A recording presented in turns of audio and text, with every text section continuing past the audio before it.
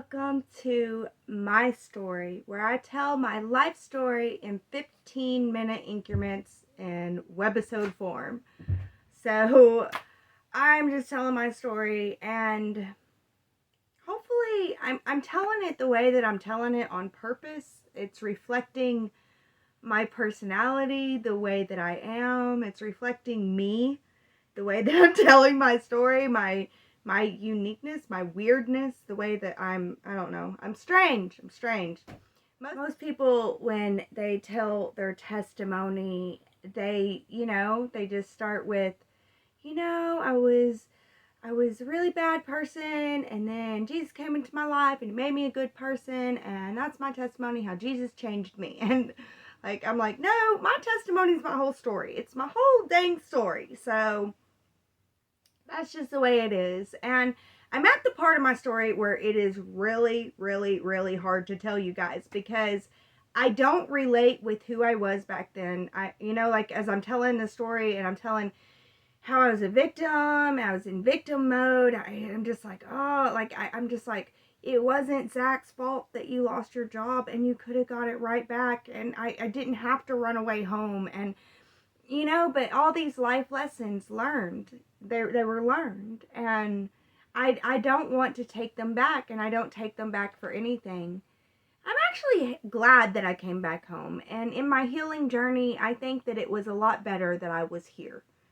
So, yeah, it is what it is, but yeah, I don't want to tell you guys about this part of the story because we want to put our best self forward. But at the same time, me telling my story is also me letting you know, hey, I'm human. I am human. So, yeah, this was a hard time because we were living in filth. Guys, yeah, complete and utter filth. Yeah, like I said, I had a big bed that I set up in the living room with a TV, and I let the kids just run over and do whatever. I was depressed, guys. They say that the way that your house look is a reflection of your mind. Well, my mind was not well. It was not well. And I was hanging out with the wrong people. I was hanging out with people and doing hard drugs that I shouldn't have been doing. And I'm not a good mom. I'm not the best mom. But I did want to protect my babies, and I did love my babies, and I did want the best for them. But I loved children. I loved children so much. I had such a big heart for children. I have such a big heart for people. And like I said, I was working where I would just go once a month to trade flowers for money. And there was this girl, and I wanted her to go with me, and she would go with me. And, it's like a road trip. We always brought the kids, and I would always in the middle get a hotel and stay. It was like so much fun. I love hotels and motels and stuff like that. And I think the kids did too. But this girl, I got bad intuition. I had a feeling that she was going to steal from me, and I don't know. I felt like she was, and I felt like it would be best to give her the opportunity to just take it and go.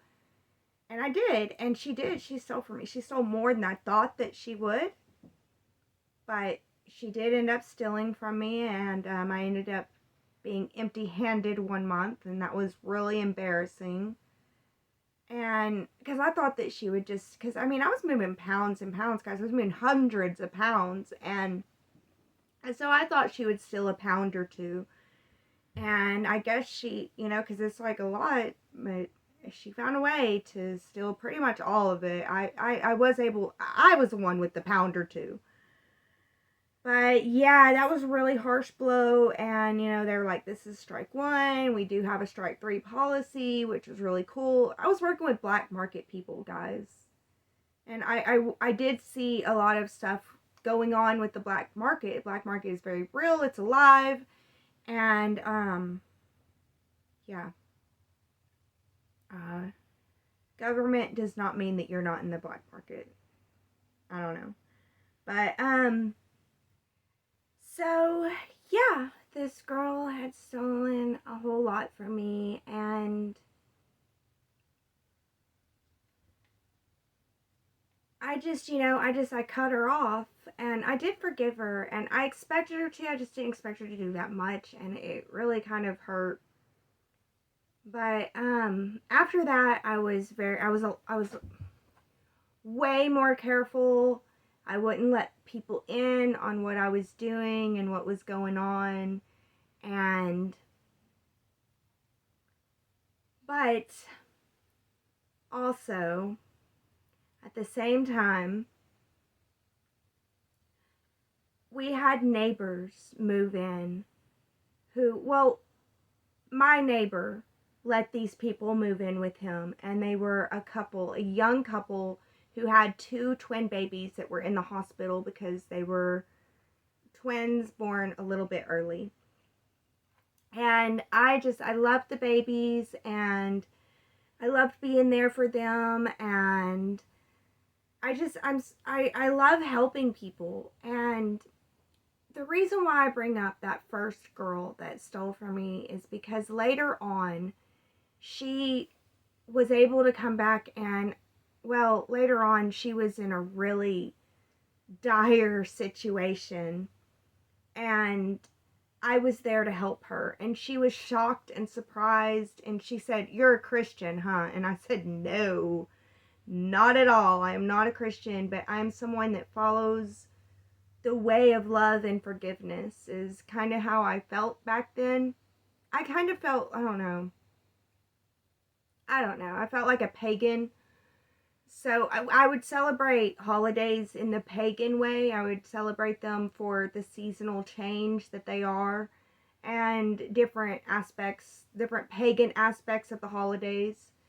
I was not a Christian at all. I was so not a Christian. I was trying to find love in my heart for Christians, but I really did not have very much love in my heart for Christians. But I had more love in my heart for Christians than I did Muslims, because back then also, my husband was in a war against, or it wasn't against a religion. It was not a religious war, but a lot of the people that my husband was in a war against were Muslim. And I got death threats, and it scared me, and I went to the MPs on post and let them know that I was getting death threats, and they were just like, "Oh, that's normal." And I was just like, "Nothing's going to be done about it?" And they're like, "No, they're not. Nothing's going to happen. It's fine. It's normal." And that scared me. It didn't make me feel safe. And, yeah, it scared me. It made me feel like we're in a war with these people, and they could come over here and kill me at any time. Now, I do not want to, dismiss the fact of how privileged I am and I was to only be scared that they might be able to come over here. Because honestly, the other side in the war, they were literally over there. Their fear was, I hope I don't get shot tonight, I hope I don't get caught in the crossfire or something, So I'm incredibly privileged, but I wasn't fully aware of that privilege back then, and it nursed a hatred for Muslims within me. So I had this hatred for Christianity and this hatred for Muslims, both just brewing within me. Meanwhile, I'm super uber depressed, but I'm able to forgive people for breaking me. And I don't know, I think I expect people to break me, and they're just like, it felt like the way that she talked to me, it felt like it was a superpower that I'm able to forgive. And yeah, I hadn't even considered forgiving Zach for what he had done, which I'd forgiven him for everything that was my relationship with him. But what he did to our daughter was just inexcusable. And I couldn't find forgiveness for that just yet. But I was working on it, and that made me feel like, that's important. But yeah, I was just spiraling, honestly. I was depressed. We were living in filth and disgust. I was doing drugs. I was addicted to video games. I would do drugs and play video games all night long, do nothing else. Maybe go grocery shopping, yeah, and then these neighbors move in, and I love the children so much, and I have this big heart, and they know that. And it just, whenever the babies got home from the hospital, I was just like, I want to be here to help you guys. And so I was there helping them as much as I could. And I was at a place where I didn't want anybody to know what I did, but these people, they're smart, people are not stupid. We don't hide things from people. I think as a teenager, I thought that I hid a lot more than I actually did hide. But people are not stupid, but it's a young couple. They were about my age. I was still young. And, they caught on to my job with the flowers, and,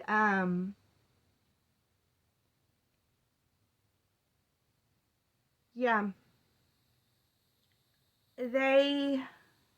I thought that I was so smart, and I thought that I knew what I was doing.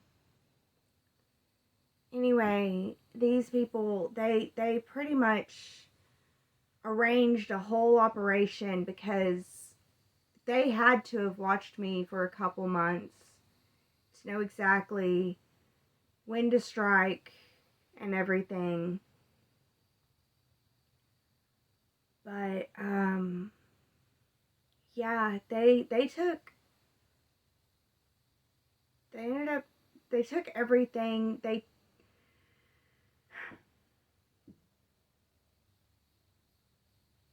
used their kids as a distraction, and they pretty much, I was just coming into town with the flowers. I hadn't had time to deliver the flowers yet, and they had an emergency with the kids, and they needed me. And my naive self, I really honestly should have been like, this is not my emergency to be a part of. But I love those babies so much, and I think that they knew that, and I was going to be there for them. But also, I didn't need I didn't want to take the flowers into town or anything. So I had a spot where I would, if sometimes things like this happen, like I get home and the guy's not ready to take the flowers yet or something like that. So I had a whole spot where I would keep the flowers, and I put those there, and I had a lockbox full of my drugs and money, and I went to their house to help them with the babies, and the mom was all distressed, and I got her to calm down, and we were able to help the babies. It was just a little gas, and it wasn't a big deal, but I loved them so much. I wanted to stay a little bit longer. She convinced me to stay. She's like, don't you want to eat? And I got home, and I was completely robbed blind. They took my lock boxes. They took, they didn't just, they took all the money. They took all the extra drugs. They took all the flowers. I'm lucky though. I wasn't thrown in jail. It wasn't the government that took it. It was just people. And they moved out. They didn't live next door no more. But that was a really harsh blow, and that was my second. And I remember crying to Larry about it, and he was like, look, they'll give you one more strike. It's all right. And I told him I didn't want to no more. I said, I can't do this no more. I'm not some big, strong person that's meant to do this. It's not what I'm meant to do. And it's scary and I don't like it. And he said, okay. You know, he respected me. He's okay. He's like, that's understandable. So I got out. And yeah, I think it was good. I needed to get out. I think I made the right decision there. I probably shouldn't have ever been in, but it was nice while I was in. Although, was it? I don't know. Because honestly, I was so depressed and I just used it to sink further into my depression. I had no motivation to do anything else. So, maybe it wasn't so nice. Maybe it's a good thing that it ended. But anyways, guys, thank you for listening to my story. Thank you for being here. Thank you for watching. You guys are the best. I'm so grateful that you are watching and listening to my story. But I'll always, always, always pray that those that get to this far in my story are blessed massively with love. That's all. Wait a minute. No, that's not all she got. She got a little bit to say just here at the end. So hold on, folks. I just want to say really, really quick, I've got an exciting opportunity to share with you. As a student and a content creator, I pour my heart and my soul into each and every video. And I absolutely love bringing you all along on my crazy adventures. But you know, creating quality content requires a lot of time, effort, and resources. But that's where you can come in. If you enjoy my videos and want to share your support, I've set up a few ways for you to contribute and become an even more integral part of the Mystic Hillbilly community. Your support means the world to me, and it helps me to continue doing what I love most. First of all, I have a few donation options available to you. If you'd like to make a one-time contribution, you can find the links to my Cashapp, Venmo, and PayPal in the video descriptions. And every single donation, no matter how big or small, truly makes a difference and allows me to create even more exciting content for you all. But wait, there's more. I'm thrilled to introduce to you my Patreon membership, where for only $5.55 a month, you can gain access to exclusive behind-the-scenes content and outtakes from all my videos.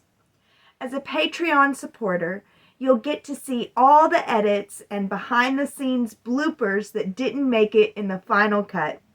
It's like having a VIP pass to the Mystic Hillbilly editing room. This is really something special for all my haters out there. As a member, you'll gain access to hours of footage of me making mistakes, doing everything wrong, and just having an all-around hilarious time. So, haters, if you ever want to see me in my most human, this is your golden opportunity. So, whether you choose to become a member or make a donation, know that your support is deeply appreciated. I genuinely thank each and every one of you for being a part of this amazing journey with me. Your positive energy and contributions mean everything to me. Before I go, I just want to take a moment to say that I pray that every blessing sent my way is multiplied and returned to the sender tenfold. May success find their way into your lives as you've brought them into mine. Thank you all so much for your support, and until next time, stay adventurous, stay curious, and always remember to keep the mystic in you alive. And now, that's all she got.